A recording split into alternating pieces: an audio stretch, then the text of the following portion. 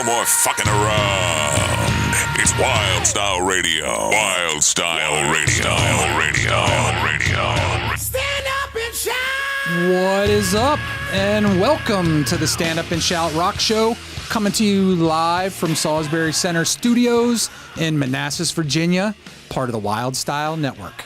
So I think we got a graphics package from what I just saw from our intro. We've long sought after a graphics package, and I think we just had our first ad hoc graphics intro of the show. Making lemonade. In 3 years, we were making lemonade. Exactly. All right. Well, happy Wednesday to you. Happy Wednesday to you. And we have a lot of good summer shows going on here at the Salisbury Center. We do. And not the next one, but coming up a week from Saturday on July 18th, we have the band Plush coming to the Salisbury Center, along with some opening help from Stone Horses and Devil in Disguise. And joining us on Zoom is Ashley. Yeah. Suppa. All right. Yes. Bassist from Plush. How are you? I'm good. How are you? Thank you so much for having me. We're doing Ashley great. Suppa. Suppa. Uh-huh. See, I messed it up. Dang. Thanks for joining us, Ashley. How you doing tonight? I'm great. Thank you so much for having me. So excited to be here today. We're excited that you joined the show. We're excited to see you coming in less than 2 weeks here to the Salisbury Center. Is that going to be your first time in Manassas? First time in Manassas, yes. Okay, all right. Well, we're excited that you'll be here. And so tell us a little bit about, about the band. And we always like to know what people can expect to see when they go to a live Plush show.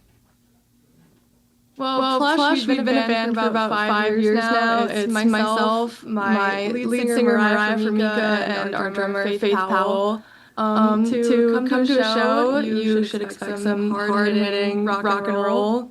And that is kind of what I would describe a Plush show as. High energy, rock and roll, just get ready to rock for however long that is. I love it. I would agree with that. Like listening to your music, I have listened to, you have an album, you have an EP, you have a live album. Listening to that, I love that you use the words hard hitting. I would agree. You have some good hard hitting stuff there. Thank you so much. Mm-hmm. I agree. And you actually have a brand new single out, recently released, called Why. Uh-huh. I love the sound, and your description is on point. Interested in sort of what your influences were, what brought you to being a bassist, and maybe speak to a little bit about how the band comes together based on influences.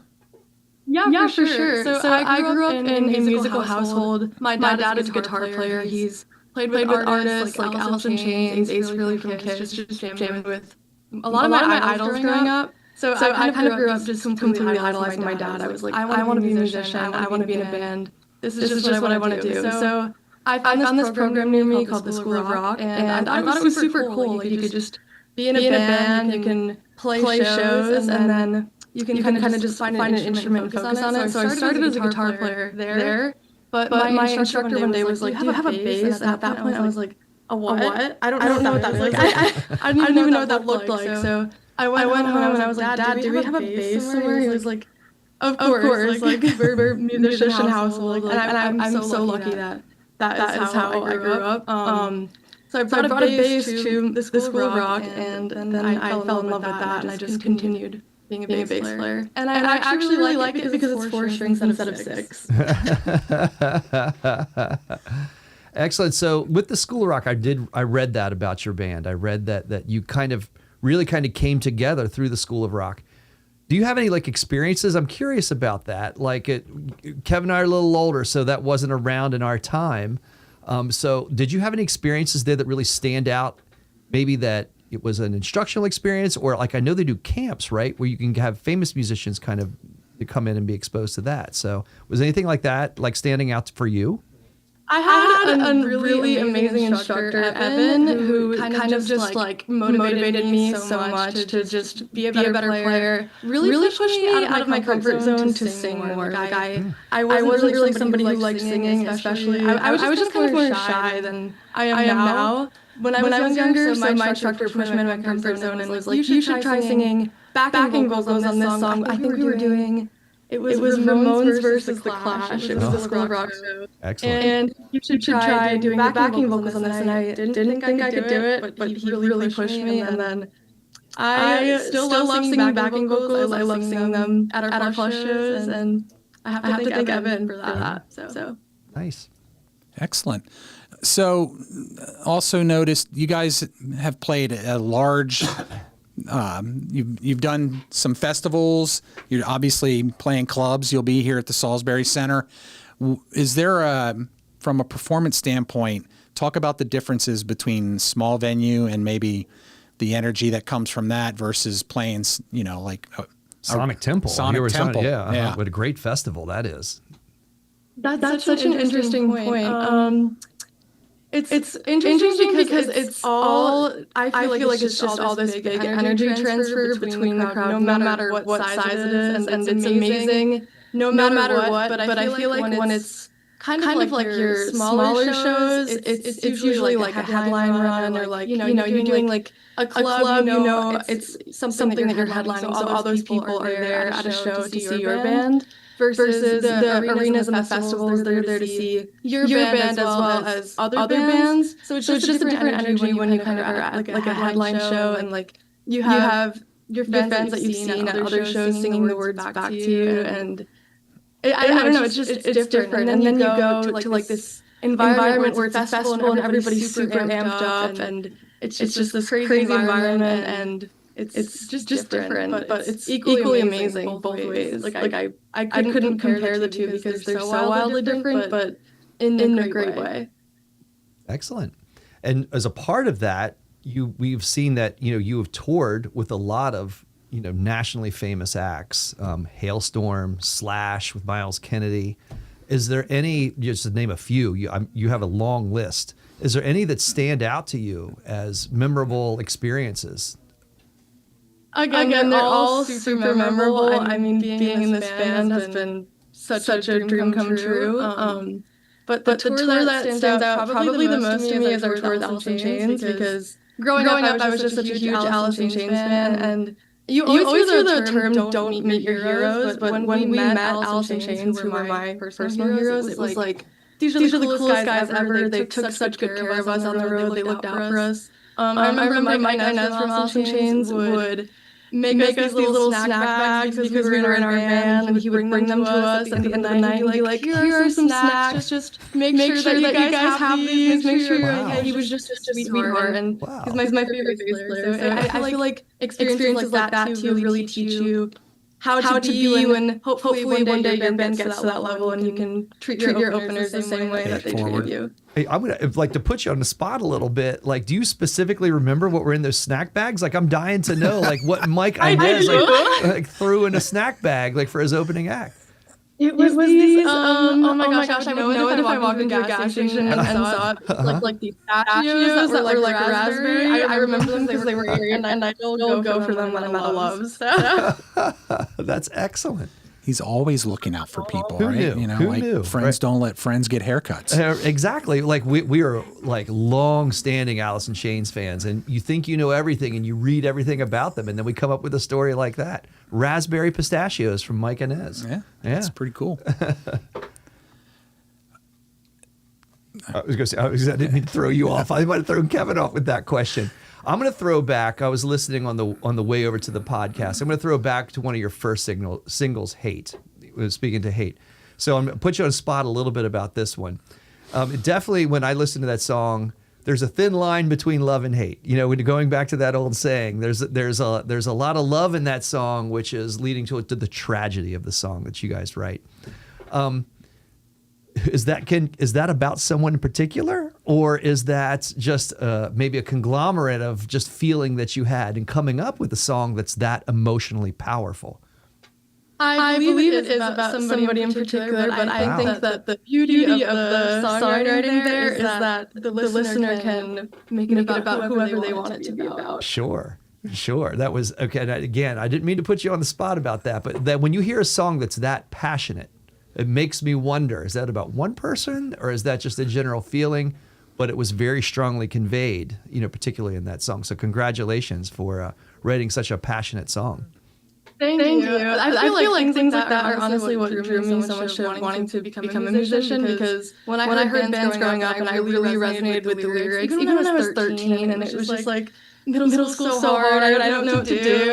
I would listen to my favorite band and I'd be like, somebody else went through this, so I can relate to that. And then I think all you could ever ask for being in a band is being able to have other people feel that way and feel like they have something to relate to.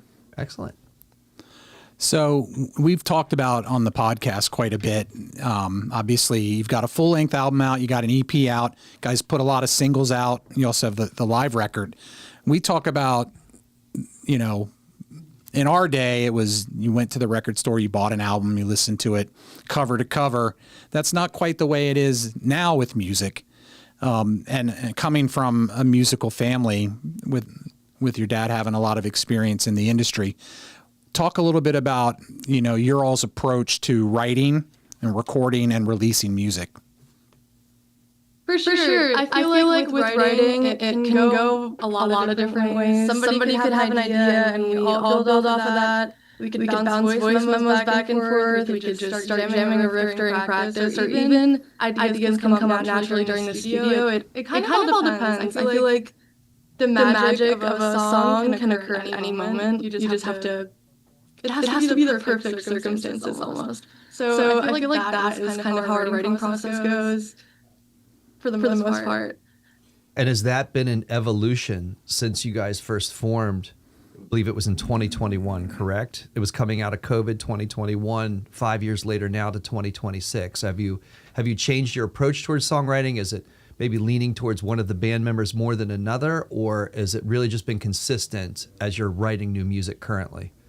It's definitely become an evolution. I feel like at even the most recent practices with Mariah, Faith, and I, we're just always jamming and coming up with new stuff and figuring out even how the live shows we make outros heavier, or even solo sections longer, just different aspects using the live shows and in the studio.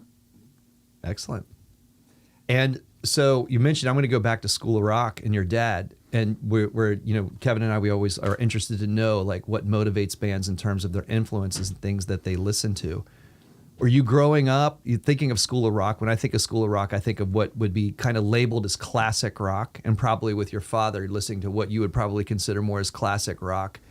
Were those your influences, or were there other artists that you were listening to that maybe inspired your songwriting? For me personally, I listened to a lot of what my dad listened to, but I also discovered my own music. So I would say that my top three, I would say of all time to this day, like this has carried since I was shorter than I am now.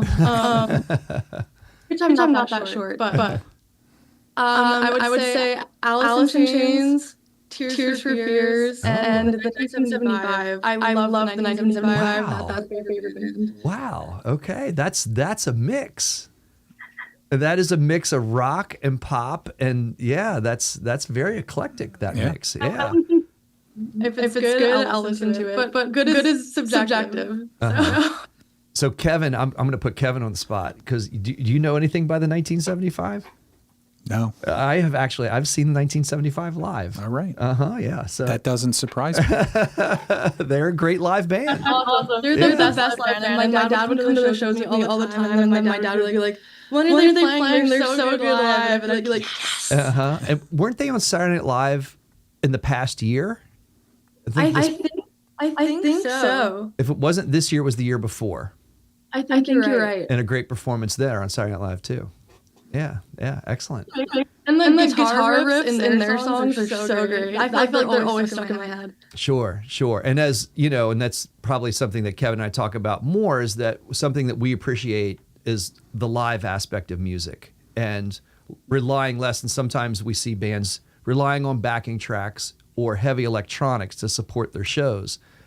You don't see that with the 1975. I'll say that about a more recent act, which you can compliment them on. And I'm going to say the same about Plush, right? Like that's what people, again, will expect to see when we go see Plush. We'll expect to see a strong live show, right? Exactly. Thank you. I appreciate that. But yes, I think that's really important to us because I don't know. I also believe if you can't pull off what you're doing in the studio live, then what's the point? Right. So, and I'm going to kind of extend on all of this too, since we're talking about your influences, because you all have a heavy sound. So to hear of, specifically Tears for Fears in the 1975 as your influences, where does that come from in you to really kind of bring that heavy of a sound out, with what you're currently writing? I think when it comes to bass, I think when you think of heavy bass, it's kind of just like chugging or playing one note. But I think that it's important to incorporate those kind of melodic or funk aspects, even if it's in like a heavy song, just to make it more melodic, I guess. Like I don't know. I like a lot of music with interesting bass lines or like riffy guitar, obviously, and I think that also is an important aspect of rock and metal. Yeah. Excellent. Yeah. So I also see from your upcoming shows, you guys are heading up to Canada after Salisbury Center opening for Offspring. We are, which is so crazy to me. I love the Offspring. So, and how is touring for you all? Like, do you enjoy the road? Do you enjoy that lifestyle, like the constant movement and city to city, hotel to hotel? Because that can really wear on some people, and some people really don't like it. To pick on a band, Steely Dan, right? Like they only wanted to be in the studio and never wanted to tour. So how do you guys feel about that and approach that? We love touring. Faith, Mariah, and I are like sisters, so it just feels like a never-ending sleepover. And then on top of that, you get to see all these new cities with your best friends or sisters or whatever you want to call it. But it's every day's a great new experience with these people that you love so much. Your bandmates, your crew. It's just so much fun, and you get to like play these awesome shows and meet so many awesome people who come out to the shows, and it's just a great time. Excellent. And what do you find is the reaction? Obviously, I think people are familiar with you all and your music, but when you come into a newer venue, newer town, and you start performing, do you feel that there's a period where you kind of they have to catch on to what you guys are about, and then they get into the show, or you're bringing the energy and they join in with that? What's your experience there? That's a good question. I try not to look them in the eyes. No, I'm kidding.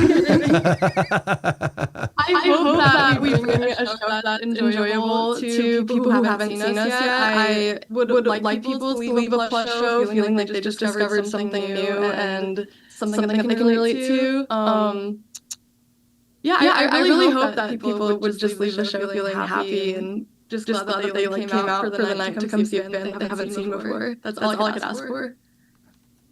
Yeah, and it's on a Saturday night, and nothing but a great reason to come out to the Salisbury Center and catch you guys.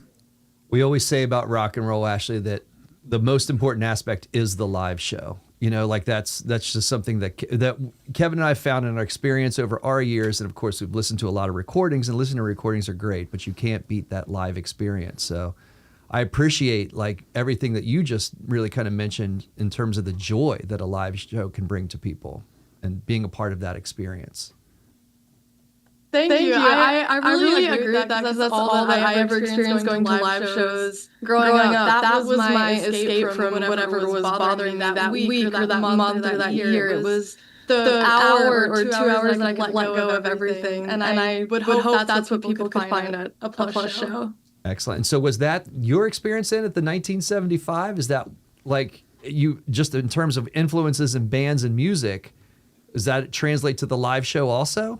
Totally, 100%. Every time I was in the pit at a 1975 show, I was not thinking about anything else except dancing, singing every lyric. And so we did a little game about similar to that. Are you in the pit? Are you trying to get to the front of the stage, or are you hanging out back by the bar, just kind of enjoying the music? You're in the mix, you're saying. In the mosh pit. Yeah, it's a would you rather. We do a would you rather from time to time. If you guys are here and you come up to the studio, we're talking about that before we jumped on and talked. We have a mosh pit edition. So like it's questions about the mosh pit specifically. And would you rather be in the pit or like off to the side? And everybody's answer is mixed. It's just a 2-part question, right? Like, going to get in there, going to stay towards the back. And everybody's strongly opinionated either way. It is a loaded question, and I won't lie. Yeah. Especially if you go depending on what show it is. Sure. Excellent.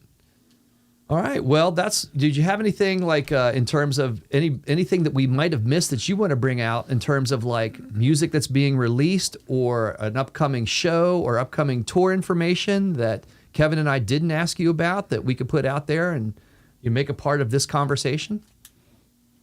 We do have new wow. We have new music coming out very soon. So that's something to look forward to. Uh-huh. Yeah. You want to give more detail towards that? When we can expect that? Sometime this year. All right. Okay. So in 2026, because we're already in the back half of 2026, and that might happen. All of a sudden. It might happen sooner than later. I don't know. Okay. All right. And is it EP, LP? Can you say at this point in time? Maybe both. All right. That was very political. The shrug was very political.